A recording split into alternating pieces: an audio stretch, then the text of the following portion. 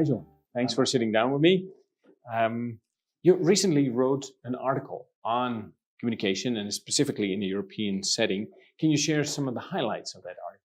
Yes, absolutely. Very happy to, Marcel. And I'll maybe take one step back a little bit as to what triggered me to write that is really when you look at all of the topics that we've had in recent years for seed sector, through seed treatment topics, through genome editing techniques, it really becomes very clear that we seem to be banging our head against the same brick wall for many, many years now, and really not making progress in terms of getting acceptance and getting public opinion in our favor.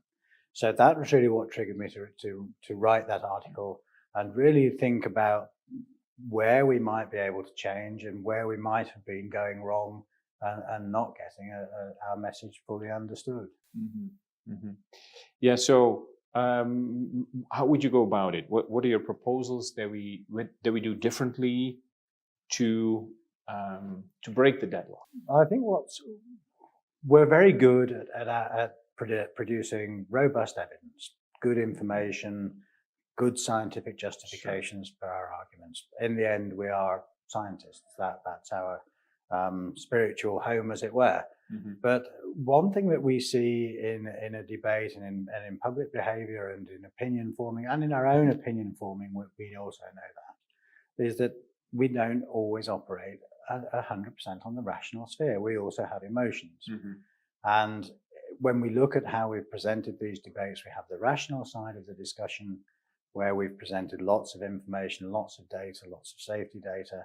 But on the emotional side, in terms of how can we be trusted, why should there be hope for these techniques and hope for productive agriculture, we've left that emotional space very blank, and that's been filled by other people to give fear and distrust, these emotional feelings. And so what I'm trying to trigger in people in this article is really not giving a solution as such, but saying, hey, these are the places we need to look. We're telling a very strong half of the story, but how are we really going to motivate people to think about why that's actually good for them and good for society? So bring more emotion into our messages. Certainly, and also start to talk about some of the bigger pictures that are there.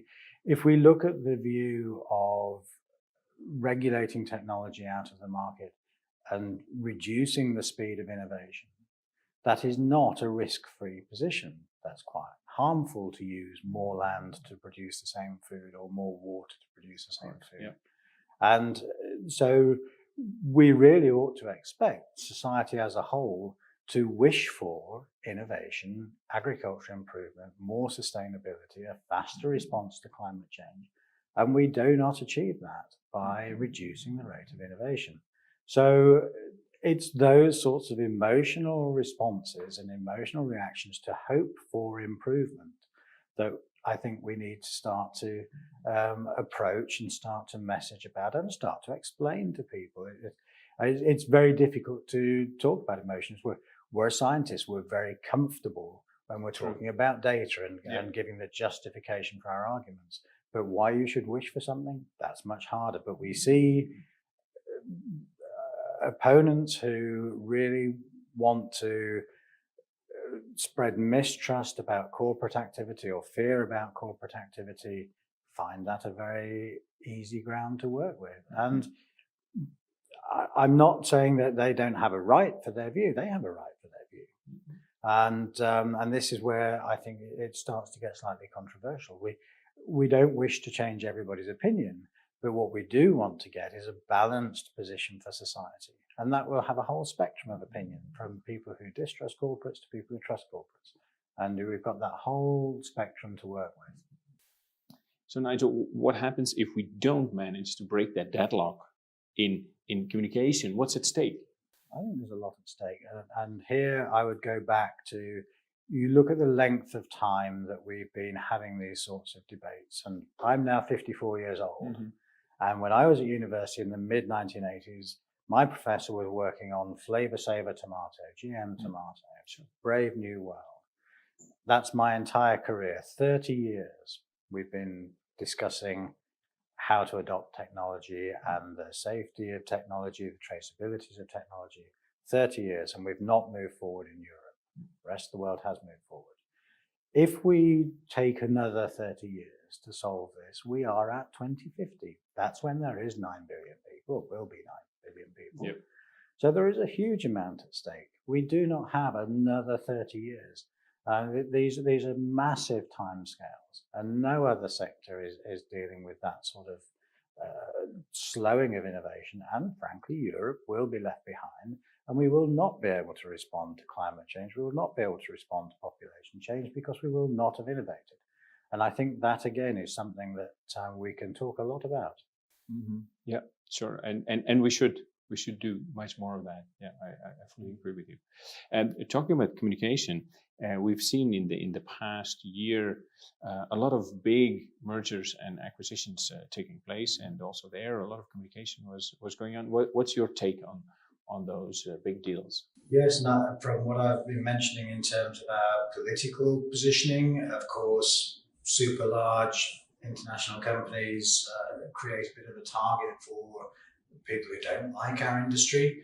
And however, we do need to be able to explain the drivers for consolidation, and a lot of that can come from regulation itself. It creates a very high barrier for small, medium-sized enterprises to reach. And the relatively low margins in the seed sector drive the economic model for consolidation. We have to remember that in Europe in particular, we have a broad spectrum of seed companies. We have large and small, and it's very important that all of those are able to have an economic business model. So to tell the story of the benefit of being big and the economies of scale and the faster innovation rate that can be delivered by large breeding programs, very important. How they coexist and live alongside small is also important. So of course it has an effect, and it has a political relevance as well, which we have to deal with in our messaging. Yeah, sure.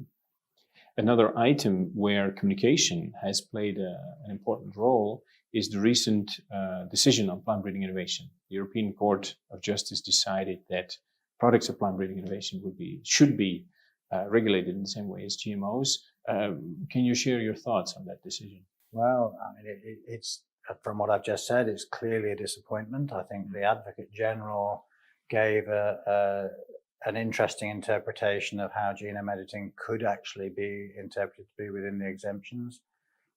The European Court of Justice took the very prima facie view of how the legislation should be interpreted.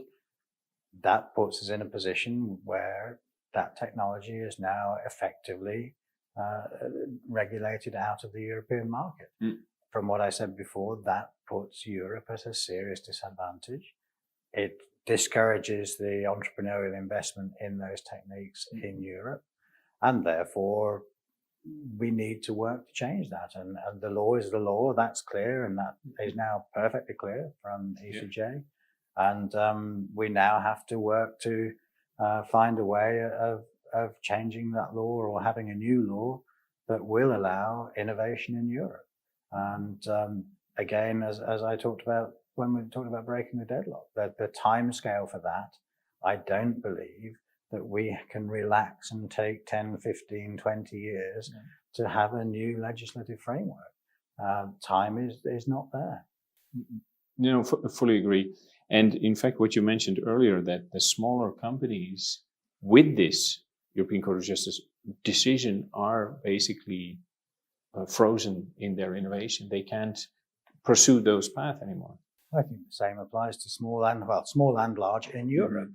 And for sure, it means that the smaller European companies don't have a business model. Yes, they have access; they can take a license to the technology anytime they like, but they don't have a business model to bring it to the market. And those that are operating internationally outside of Europe will be able to develop those technologies for those other markets. Yeah. We are here at the ESA meeting in Madrid, but with now modern day technology, we have teleconferencing and video conferencing and Skype and you name it. why is it still so important to meet face to face at an ESA annual meeting? Yes, I think, the people that we meet during ESA are a lot of the people that we know. We do business with them all of the year. But to have a face-to-face meeting when you spend quality time, you talk outside of meetings, you talk in coffee bars, you talk in the coffee breaks, you talk in the meeting places. And that interaction throughout the seed sector is one of the things that binds us very strongly.